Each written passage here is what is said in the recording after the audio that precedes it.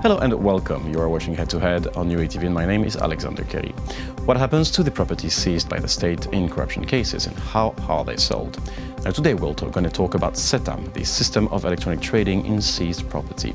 We'll discuss it with Viktor Vyshnov, and he's the CEO of Setam State Enterprise. Hello, thank you for joining us. Hello. So first, can you explain for the viewers, how does this online trading system work? Really, we started our work from 2014, and this reform was made in order to fight the corruption in that sphere. What was done? Now everyone can buy seized assets on the electronic trading platform named Setam, and anyone has an option just to register in regime of online. Everyone can make their bids, and everyone see all the assets that are in the system. We're using blockchain technology in order to improve trust to the system. So in this way, we have made several successes. Now the total amount of assets which were sold through our system is more than 6 billion hryvnias. And the most important that those assets were sold mostly on the first stage of trade, because earlier we have the system that can be used through 3 stages. Now, just before getting into technical points here, the idea of blockchain is quite a high technology. Why is blockchain, so for the viewers to understand, this technology which allows every part of the process to see everything which is happening in this trade, in being really widely explaining here? How is it efficient to fight corruption? We have implemented blockchain technology only on the first stage, that's making of the bids.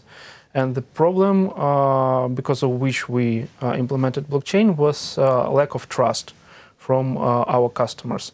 Why? Because we have lack of trust to any state organization, state enterprise, and that's why everyone thought that because the system was previously highly corrupted, the same remained.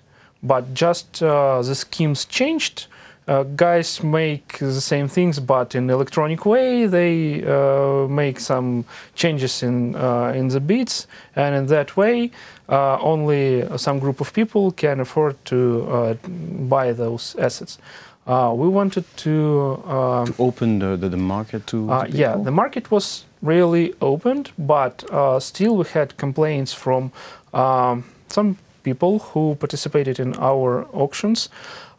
Usually they were connected with debtors, because really, who wants to give his asset?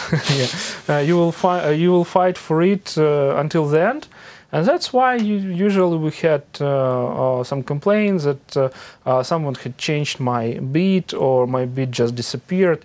That was impossible, but still, in order to improve the system and in order to give people an opportunity to just supervise all those process, we were the first part of governmental experiment of cooperation with American company Bitfury, which implemented blockchain technology into 3 projects. That was Setam, first internet auction using blockchain technology in the world. That was Land Cadastre, which also presented the first results of their experiment, and one more register of private property, which is still in progress. So in this way, we were the first from Ukraine who implemented blockchain technology into state IT product, and we also cooperated with non-governmental organizations. We have 4 nodes on which information is distributed. They are hosted by our enterprise. I think that after successful finish of other experiments, or we will exchange our nodes between governmental organizations. I understand that nodes in blockchain should be distributed to all people, but still we have some regulation, state regulation. And that's where I wanna go here, is that even if it's an open market, it is still a market. What is the guarantee that there are not the same actors in the same market? Because you said any ordinary people can participate in the bid, but for example, tomorrow I won't necessarily be able to buy any assets which are offered on the bid. So how to guarantee that it's really open to anyone who's... Because all the stages of the process, they are open to anyone. There is no human factor on every stage. If you want to register, it's completely automatic.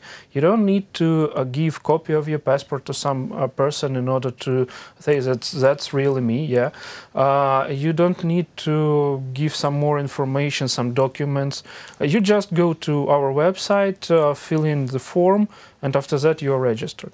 So there's no shady business. Then you just go to the page of concrete auction, which you like, for example, flat in Kiev, and you say, I just want to buy this flat. You push the button, register on the auction. After that, you have two buttons to pay guarantee fee. That's a fee that you won't say that you just don't want to be a winner. If you will do that way, you will lose it. But if you won't be a winner, you will get it. It will be returned.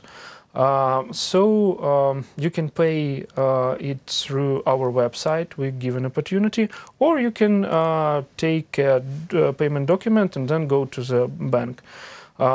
It's up to you. Every step is automatic. If you did all that steps, you will be automatically approved to the auction. So no human factor. After that, you just bid whatever you can bid, and there are two just buttons, plus and minus. Plus and special offer. Okay. It's like Amazon. You just give a special offer for any amount, whatever you want, more than starting price. And you can just say about any asset, I will give you 1 million, and just go to sleep, and after that you will know whether your bid... You would have to have 1 million at first anyways to begin with. And after that it's automatically formed a protocol with which you really go to state officers, which give you then other documents for the asset. Now I want to go to the question of who buys it. Like, since it has been implemented in 2014. What? Well, of course you can't say the name and stuff like that. But what type of buyers do you have? What types of bids do you have? Usually, is there a general tendency? Currently, we are the most popular auction platform in Ukraine. We have 50,000 participants registered, and about several 100,000 people who come to our platform monthly. So who are they? They're usually physical persons, mostly. As to gender, age, it's our typical buyer is a man from Kiev, from 25 to 45 years old. But still, there are many legal entities who buy mostly assets which are connected with some business. Very different. So we have very different assets, starting from some goods which were arrested on the customs, and finishing with I don't know, ships, big, some infrastructure objects, and so on. So, in the end, the money from this bid comes back to the state. That's my understanding. It comes to the person who sell the asset, who borrowed money. So, what's the process? You go to court, you get the decision of court, and then you go to state service, which is in duty of that.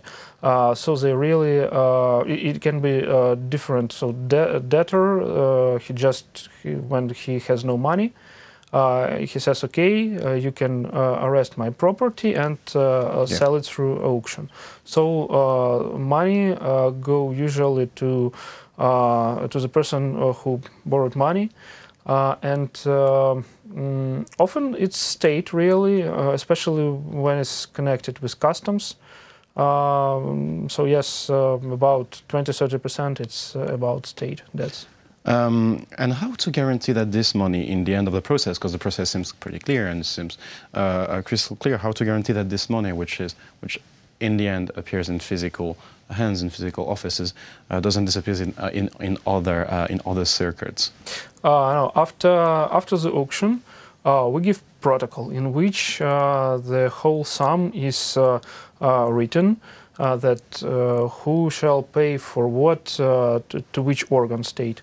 So they have their accounts in state system, and that's why money could get only there. Okay. And they will not get documents about that asset before they will pay.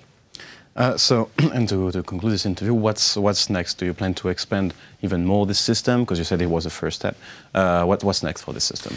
Yes, currently we have a rather developed system. We have applications for mobile phones, we have blockchain, yes, but still we constantly try to develop it. We will make next steps in blockchain. We will give blockchain hashes to the statuses of our participants, because they change and they should know that it's fixed also in blockchain network. And the second, so to say, way of our development, we just come to two-stage system on which there will be a central database, and then there will be electronic trading platforms different, which will connect to it. So that will be not only our Setam, but also private electronic systems, which will connect, and everyone could sell through it any assets. Well, thank you very much for this overview. It was a pleasure to have you in the studio today. Both to me, thanks. That was an interview with Viktor Vyshnov. He's the CEO of Setam Enterprise. Thank you for watching the program. Stay tuned for the rest.